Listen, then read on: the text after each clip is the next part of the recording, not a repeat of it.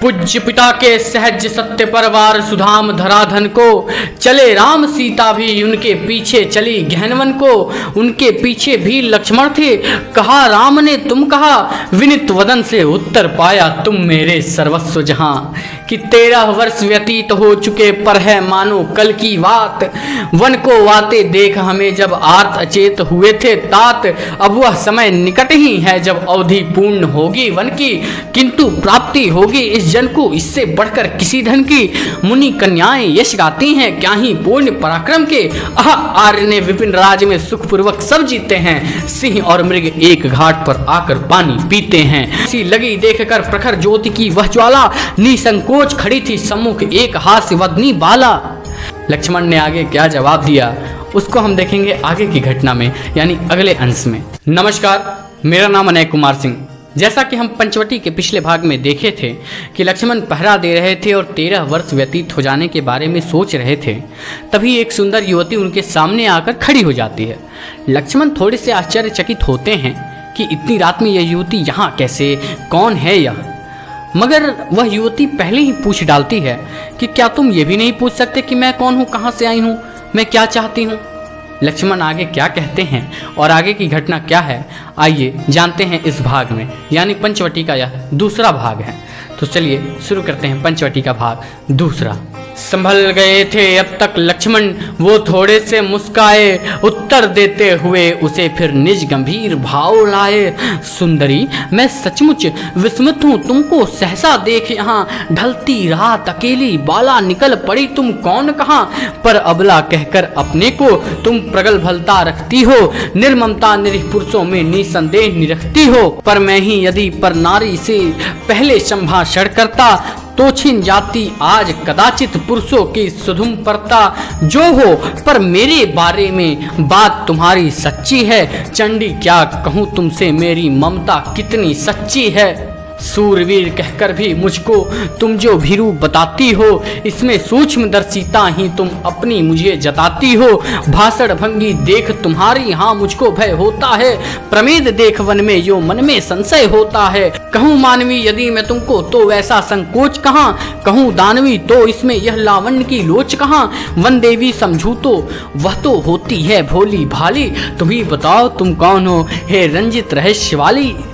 लक्ष्मण उस सुंदर युवती से प्रश्न करते हैं कि तुम कौन हो और इतनी रात को यहाँ पर क्या कर रही हो। मैं तुम्हें मानव कहूँ या दानव कहूँ या तुम्हें वन देवी कहूँ।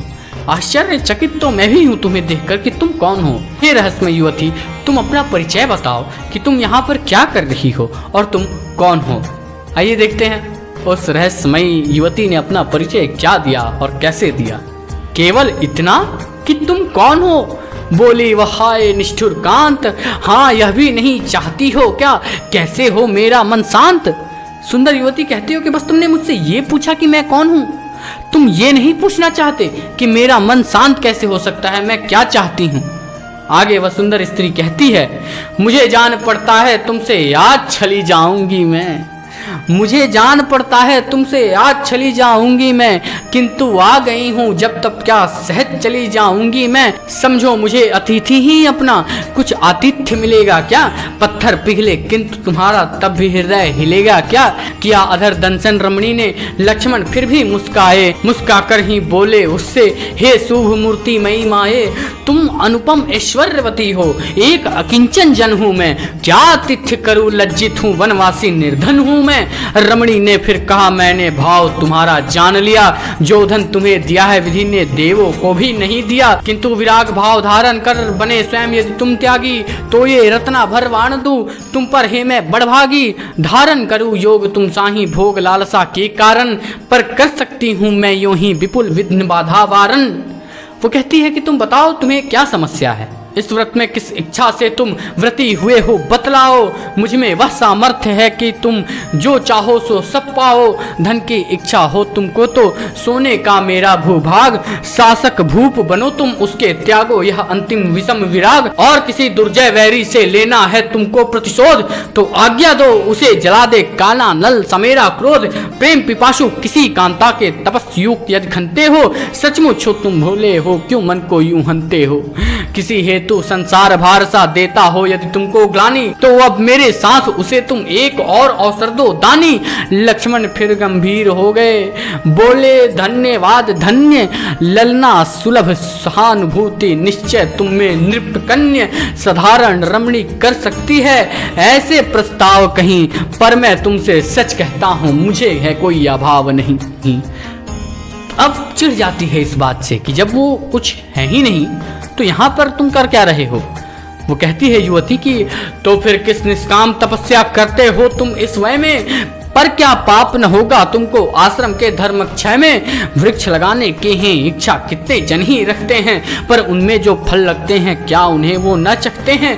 लक्ष्मण अब हंस पड़े और यूं कहने लगे, दुहाई है सेतमेत की तापसी पदवी मैंने तुमसे पाई है, यूं ही यदि तप का फल खाऊं तो मैं इसे न चखूंगा, तुमसे जन के लिए यत्न से उसको रक्षित रखूंगा। हंसी सुंदरी भी फिर बोली, यदि वह फल मैं ही हूं तो क्या करो बताओ, बस अब क्यों अमूल्य अवसर खोऊं, तो मैं योग्य पात्र खोजूंगा। सहज परंतु नहीं यह काम मैंने खोज लिया है, उसको यद्यपि नहीं जानती नाम, फिर भी वह मेरे समक्ष है। चौंके लक्ष्मण बोले, कौन। केवल तुम कहकर रमणी भी तनिक हुई है लज्जित मौन। पाप शांत हो कि मैं विवाहित हूं बाले, पर क्या पुरुष नहीं होते हैं दो दो तराओं वाले। सुंदर युवती ने बड़ी ही एक विचित्र बात कह डाली। कहती है कि मैं जिसे ढूंढ रही हूँ और मुझे जिससे प्रेम होना चाहिए वो मेरे समक्ष खड़ा है। लक्ष्मण पूछते हैं कौन है वो, तो कहती है कि वो तो आप ही, वो तो मेरे नज़रों के सामने है, वो तो मेरे नज़रों के समक्ष है। लक्ष्मण फिर कहते हैं कि नहीं यह कैसे हो सकता है, मैं तो विवाहित हूँ। फिर युवती कहती है कि क्या पुरुष दो दो धरा वाले नहीं हो सकते हैं। हाँ, आगे का प्रसंग क्या है आइए देखते हैं। नारी के जिस भव्य भाव का शाभिमान भासी हूँ मैं, उस नरों में भी पाने का उत्सुक अभिलाषी हूँ मैं। बहु विवाह विभ्राट कहूँ भद्रे मुझको क्षमा करो, तुम कुशला हो किसी कृति को करो कहीं कृतकृत्य वरो, पर किस पर मन से करूं किसी को, वह तो तुमसे हारा गया। चोरी का अपराध और भी लो यह मुझ पर धार गया। झूठा प्रश्न किया प्रमदा ने और कहा मेरा मन हाय, निकल गया है मेरे कर से होकर विवश विकल निरुपाय। लेकर इतना रूप कहो तुम दीख पड़े क्यों मुझको छली, चले प्रभात वात फिर भी क्या खिले न कोमल कमल कली। कहने लगे सुलक्षण लक्ष्मण, हे विलक्षणे ठहरो तुम, पवाधीन पताका सियों जिधर तिधर ना फहरो तुम। जिसकी रूप स्तुति करती हो तुम आवेग युक्त इतनी, उसके सील और कुल की भी अवगति है तुमको कितनी। उत्तर देती हुई कामनी बोली यंग स्थिर करके, हे नर यह क्या पूछ रहे हो अब तुम हाय हृदय हर के। अपना ही कुलशील प्रेम में पढ़कर नहीं देखते हम, प्रेम पात्र का क्या देखेंगे, प्रिय है जिसकी लेखती हम। रात बीतने पर है अब तो मीठे बोल बोल दो तुम, प्रेम अतिथि खड़ा है द्वार पर हृदय कपाट को खोल दो तुम। हाँ नारी किस भ्रम में है तू, प्रेम नहीं यह तो है मोह, आत्मा का विश्वास नहीं यह है तेरे मन का विद्रोह। विश्व भरी वासना है यह सुधा पुण्य वह प्रीति नहीं, रीति नहीं अनिरीति नहीं यह अति अनीति नीति नहीं। आत्मवंचना करती है तू किस प्रतीति के धोखे से, झांक न झंझा के झोंकों में झुककर खुले झरोखों से। शांति नहीं देगी तुझको यह मृग तृष्णा करती है क्रांति। सावधान हो मैं पर नर हूँ, छोड़ भावना की यह भ्रांति। इस समय पौफटी पूर्व में पलटा प्रकृति पटी का रंग, किरण कंटकों में श्यामंबर फटा दीवा में दम के यंग। कुछ कुछ अरूढ़ सुनहली कुछ कुछ प्राची की अब भूसा थी, पंचवटी की कुटी खोलकर खड़ी स्वयं क्या उत्साह थी। वह मुख देख पांडु सा पड़कर गया चांद पश्चिम की ओर, लक्ष्मण के मुंह भी लज्जा होने लगी अपूर्व हिलोर। चौक पड़ी प्रमदा भी सहसा देख सामने सीता को। लक्ष्मण के सामने जो सुंदर युवती खड़ी थी, सीता को देखने के बाद उसका हृदय मानो छिन्न भिन्न हो गया हो। उसके सामने एक इतनी ज्यादा सुंदर स्त्री खड़ी थी जो अपने अलौकिक सौंदर्य से अपना परिचय बता रही थी। वह परम सौंदर्य अलौकिक स्त्री और कोई नहीं हमारी माता सीता थी। आइए देखते हैं आगे की घटना। एक बार उषा की याभा देखी उसने अंबर में, एक बार सीता की शोभा देखी बिगदा डंबर में। एक बार अपने अंगों को और दृष्टि उसने डाली, उलझ गई वह किंतु बीच में थी विभीषणों की जाली। एक बार फिर वैदेही के देख देखे अंग दूषण वे, सन छत्र अरुणोदय ऐसे रखते थे शंभूषण वे। हंसने लगे कुसुम कानन के देख चित्र सा एक महान। अब देखिए कि जब माँ सीता आती हैं, अपने कुटी से जब बाहर आती हैं तो क्या सौंदर्य रहता है। हंसने लगे कुसुम कानन के देख चित्र सा एक महान, विचक उठी कलियां डालों में निरख मैथिली के मुस्कान। कौन कौन से फूल खिले हैं उन्हें गिनाने लगा समीर, एक एक कर गुनगुन करके जुड़ आई भौरों की भीड़। सीता ने भी उस रमणी को देखा, लक्ष्मण को देखा, फिर दोनों के बीच खींच दी एक अपूर्व हास्य रेखा। देवर तुम कैसे निर्दयी हो, घर आए जन का अपमान, किसके पर नर तुम उसके जो चाहे तुमको प्राण समान। याचक को निराश करने में हो सकती है लाचारी, किंतु नहीं आई है आश्रय लेने को यह सुकुमारी। देने ही आई है तुमको निज सर्वस्व बिना संकोच, देने में कार्पण्य तुम्हें तो लेने में है क्या संकोच। उनके अरुण चरण पदों में झुक लक्ष्मण ने किया प्रणाम, आशीर्वाद दिया सीता ने हो सफल सब तुम्हारे काम।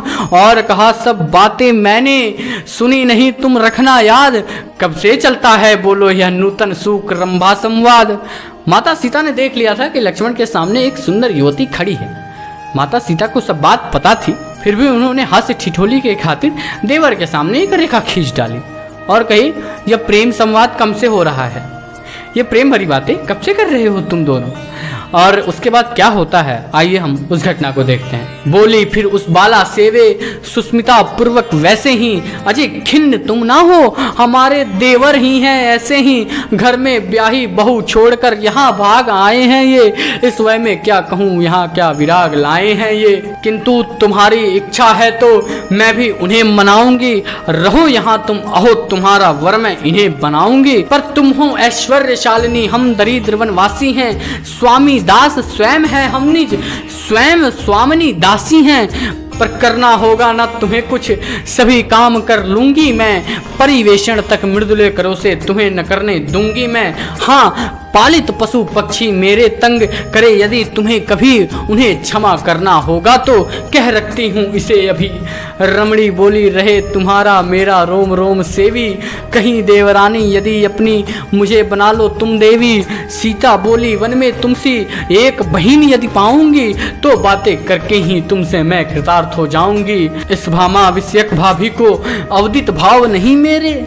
लक्ष्मण सोच में पड़ते हैं कि माता सीता तो सब जानती हैं, फिर भी वो ऐसा कर रही हैं, जरूर कोई बात है। लक्ष्मण को संतोष यही था, फिर भी थे वो मुंह फेरे।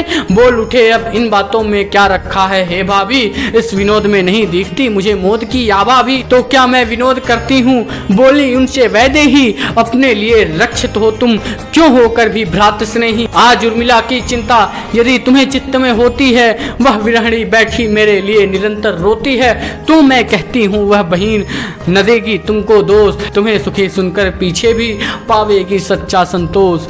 प्रिय से स्वयं प्रेम करके ही हम सब कुछ भर पाती हैं, वो सर्वस्व हमारे भी हैं यही ध्यान में लाती हैं। जो वरमाला लिए आप ही तुमको वरने आई हो, अपना तन मन धन सब तुमको अर्पण करने आई हो। मज्जागत लज्जा तज कर भी तिस पर करे स्वयं प्रस्ताव, कर सकते हो तुम किस मन से उससे भी ऐसा बर्ताव। मुस्काए लक्ष्मण फिर बोले किस मन से मैं कहूँ भला, पहले मन ही तो हो मेरे जिस सुख दुख से सहूं भला। अच्छा ठहरो सीता ने करके ग्रीवा अंग भरा, अरे अरे न सुना लक्ष्मण का देख उठच की ओर कहा। आर्यपुत्र उठकर तो देखो क्या ही शुभ प्रभात है आज, स्वयं सिद्धि सी खड़ी द्वार पर करके अनुज वधू का साज। माता सीता भगवान राम को कुटिया की तरफ इशारा करके आवाज लगाती है, कहती हैं जरा बाहर आकर तो देखो आर्यपुत्र कि कितना खूबसूरत सा सुप्रभात हुआ है, और सामने तुम्हारे एक अनुजा की प्रेमिका खड़ी है जो विवाह का प्रस्ताव लिए है। आओ जल्दी आओ जरा बाहर देखो तो सही। भगवान राम कुटिया से बाहर आते हैं और जैसे ही वो कुटिया से बाहर कदम रखते हैं, युवती की नजर उन पर पड़ती है और फिर क्षण भर में देखी रमणी ने एक श्याम शोभा बाकी, क्या सस्य श्यामलम भूतल ने दिखलाई निज नर की झांकी। कीवा उतर पड़ा उन्हीं पर काम रूप कोई घन था। एक अपूर्व ज्योति थी जिसमें जीवन का गहरापन था। सीता बोली नाथ निहारो यह अवसर अनमोल नया, देख तुम्हारे प्राणानुज का तप सुरेंद्र भी डोल गया। माना इनके निकट नहीं है इंद्रासन की कुछ गिनती, किंतु अप्सरा की भी क्यों ये सुनते नहीं नम्र विनती। तुम सबका स्वभाव ऐसा ही निश्चल और निराला है, और नहीं तो वायु लक्ष्मी कौन छोड़ने वाला है। कुम्हला रही देख लो कर में स्वयंवरा की वरमाला, किंतु कंठदेवर ने अपना मानो कुंठित कर डाला। मुस्कुराकर राघव ने पहले देखा तनिक अनुज की ओर, फिर रमणी की ओर देखकर कहा आह जो बोले मोर। सुहे बताओ तुम कौन हो और चाहती हो तुम क्या। छाती फूल गई रमणी की, क्या चंदन है क्या कुमकुम क्या। वह बोली पूछा तो तुमने सुबह चाहती हो तुम क्या। इन दशाओं अधरों में क्या मुक्ता है विरदुम क्या। मैं कौन। वह बोली पूछा तो तुमने सुबह चाहती हो तुम क्या। इन दसनों अधरों के आगे क्या मुक्ता है विरदुम क्या। मैं कौन हूँ क्या वेश है मेरा देता इसका परिचय है, और चाहती हूँ क्या यह भी प्रकट हो चुका निश्चय है। सामने राम को देखकर सुंदर युवती का मन डोल सा गया था। इतना खूबसूरत यशस्वी इतना प्रचंड, अगर क्रोध करे तो मानो सूरज से भी तेज, और निर्मल स्वभाव ऐसा मानो चांद से भी शीतल। लगे हाथ प्रभु श्री राम ने पूछ डाला कि तुम कौन हो क्या चाहती हो। सुंदर युवती क्या चाहती है और सुंदर युवती के मन में क्या है, ये हम देखेंगे अगले भाग में। और अगला भाग अंतिम भाग होगा, यानी तीसरा भाग। पंचवटी के दूसरे भाग में मैं आप सबका अभिनंदन करता हूँ। तब तक के लिए धन्यवाद। हमारे साथ जुड़ने के लिए बहुत बहुत आभार आपका।